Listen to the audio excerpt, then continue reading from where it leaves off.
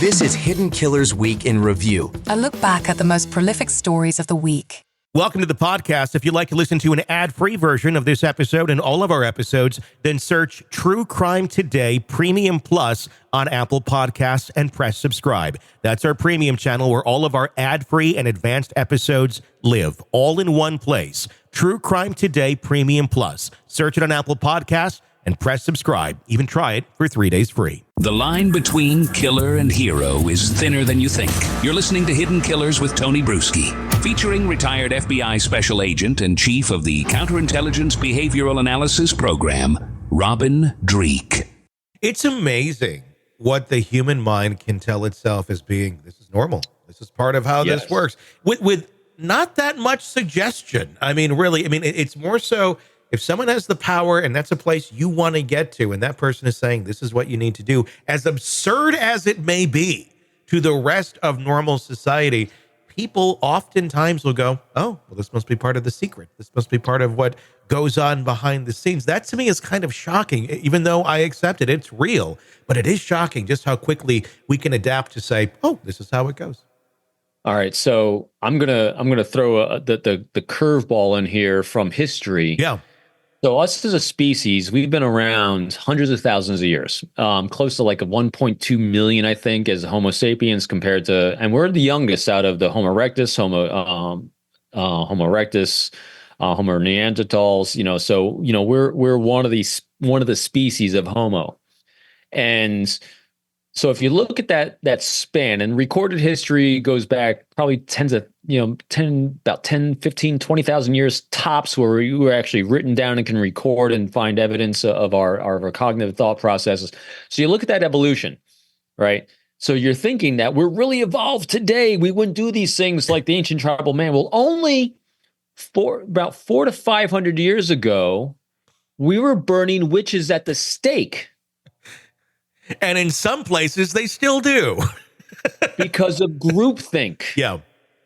Because of the myths that we tell ourselves as a species that allowed us to coalesce together beyond a tribe of 150 to go into larger groups, we coalesced around urban legends. We coalesced around stories that we told ourselves and mythology and all these things so that we could collectively come together for group survival, but also to our detriment. So it's amazing what the human brain can do. Robert Greene, as you and I have mentioned numerous times, the laws of human nature is that we consume information that validates our own self-opinion. If you've been indoctrinated that your self-opinion is X, Y, and Z, you're going to constantly consume information and surround yourself by people that are going to validate that self-opinion because it becomes part of the most important thing to us as a human being is our identity. Yeah.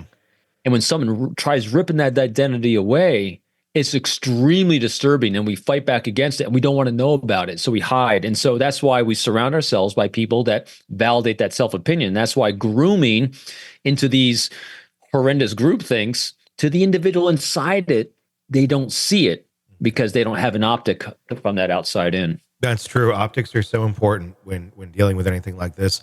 Let's talk about Kanye West. He has been brought up, named in a civil suit recently involving Diddy, mainly focusing on Kanye, from a former assistant of his, saying that he took her to a Diddy party, and at this Diddy party, he sexually assaulted her. That, according to the allegations against him. So this would be one of our first big names, I think, that has dropped, that it's not in the federal indictment. This is in a complete civil case.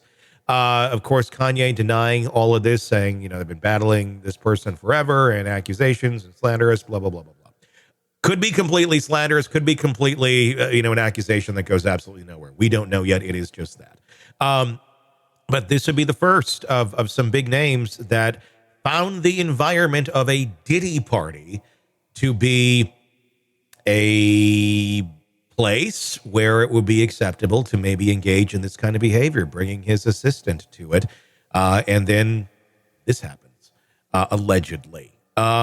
What's your thoughts on this? Is this something that we're going to see more of, where it seems maybe celebrities brought their underlings? And I'm not trying to say that in any sort of negative way, but she was she was an assistant. of his. So that would be under him in the way of the business structure, and probably also very intimidating. And you get into an environment where people are having sex with everybody.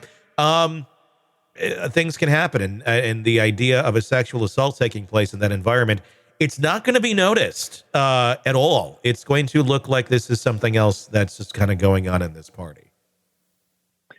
People bring people to places where they feel safe doing things. Yeah. And Diddy created an environment where unhealthy, abhorrent behavior was safe for the people that wanted to commit it, and became a focal point for that. And when you use the levers of influence and manipulation, like fear, control, power, the enticements of the material world, of pleasures, and people, again, our motivations as human being is we want to do things that allow us to feel safe. And if you have a deviant mindset of what it is you want to do that is really not good, like sexually assaulting people, destroying lives, all these things, but you feel you found a place you can do these things, these hedonistic things, and get away with it because you feel safe there, it's going to gravitate towards it. We just want to do things that allow us to feel safe for our behavior. Luckily, we have this thing called law and order that keeps those things from happening until you get a tribe mentality that kind of coalesce, and that tribe mentality is able to foster and grow because of the resources they have in which to do it, which is power, which is the greatest resource he was using. Money allowed him to have that power, but that power and influence was the resource that allowed it to happen. What I find interesting about the whole thing is that it took place on Diddy's land, in Diddy property, and in Diddy world, and Diddy sex land, whatever the fuck it is. And it wasn't something, I mean, this is an assistant. So I'm sure they're in many situations where it's the two of them together in a more private setting. Why he felt comfortable to do it in that sort of setting. But I think that's just it. It was an open place for this to happen. He might have not felt safe doing this in a more, it's strange, like in a more private environment, or something where there wouldn't be other people around. This was at a party of his. It just seems bizarre to think that this is the safe environment, but that's how bizarre this all is. Diddy created an environment where it was safe for sexual assault on a mass scale. It was the accepted norm. Yeah. I mean, let's take a very altruistic, nice look, not at Diddy, but other ways in which people do this. So, my family and I just went to the Renaissance Fair in Maryland. Yeah. And at the Renaissance Fair in Maryland, it's the largest on the East Coast, people dress up. And you have some funny characters. You have, it's like Halloween, and people acting out their old British accents and English. I mean, it's a hoot, right? Mm-hmm. Same thing. Go to Disney World. Kids show up in costumes, and so these are types of behaviors and accents and things you wouldn't do outside of the Renaissance Fair. Sure, because you'd feel awkward. You wouldn't feel safe. You'd feel like you're being ridiculed and accused and not felt accepted for that behavior outside that environment. But because the Renaissance Fair creates an environment of safety for those behaviors, which are healthy and fun and entertaining, you can do it there. Outside of there, no. Yeah. Same thing. So Diddy created his own Diddy Fair. Sexual Renaissance Fair. Exactly what happened. So people only will feel safe doing those horrendous behaviors inside a Diddy world. Yeah. That's true. Because if you've ever run into those Renaissance people who take it really hardcore at like the Piggly Wiggly, they're weird. But you get them inside their environment, it's and all normal. of a sudden they start strutting around, the chest is puffed out. It's like, do you know where the bread is here? Well, fine, sir. It's past the, like, what is wrong with you? Yeah. I've brought us down so many different angles today, whether we're talking about the 1500s and burning witches or the Renaissance Fair. But it's all human behavior over periods of time. It very much is.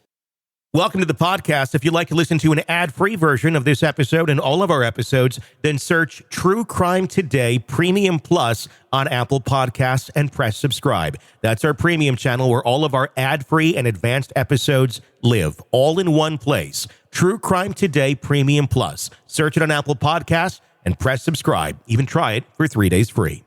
All right, true crime addicts, let's cut the crap.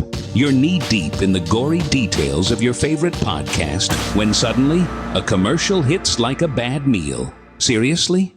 You deserve better. Upgrade to True Crime Today Premium Plus on Apple Podcasts, where you can binge without those annoying ads. Plus, get extended interviews that go deeper into the darkness and early access to episodes so you can be the first to know. It's like trading up from fast food to fine dining, but with more blood. So, go ahead.